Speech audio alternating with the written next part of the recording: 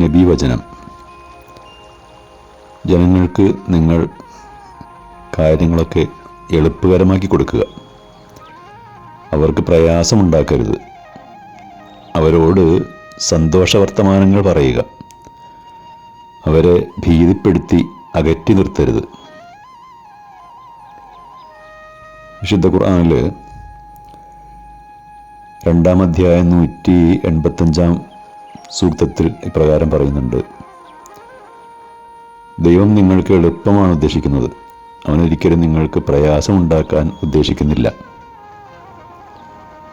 അതേപോലെ അതേ അധ്യായത്തിൽ തന്നെ 286-ാമത്തെ സൂക്തത്തിൽ പറയുന്നുണ്ട് ഒരാളോടും അയാൾക്ക് ഉൾക്കൊള്ളാൻ കഴിയാത്തതൊന്നും ദൈവം നിർബന്ധിക്കുന്നില്ല. ഇസ്ലാമിക നിയമങ്ങളെക്കുറിച്ച് പൊതുവെ ആളുകൾ ധരിച്ചു വശമായിട്ടുള്ളത് അത് അനുഷ്ഠിക്കുന്നതും പ്രാവർത്തികമാക്കുന്നതൊക്കെ വലിയ പ്രയാസമുള്ള കാര്യങ്ങളാണെന്നാണ്. ഇതൊരിക്കലും ശരിയല്ല. ഉദാഹരണത്തിന്, ഇസ്ലാമിലെ സുപ്രധാനമായ 2 അടിസ്ഥാന കർമ്മങ്ങളാണ് സക്കാത്തും ഹജ്ജും. എന്നാൽ ദരിദ്രർക്ക് അവ ബാധകമല്ല.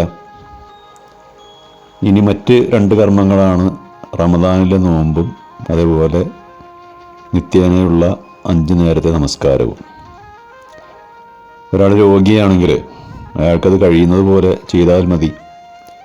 അപ്പോൾ ഇതേപോലെ തികച്ചും മാനുഷികവും പ്രകൃതിപരവുമാണ് ഇസ്ലാമിലെ എല്ലാ നിയമങ്ങളും അതിൻ്റെ മൂല്യങ്ങളുമൊക്കെ.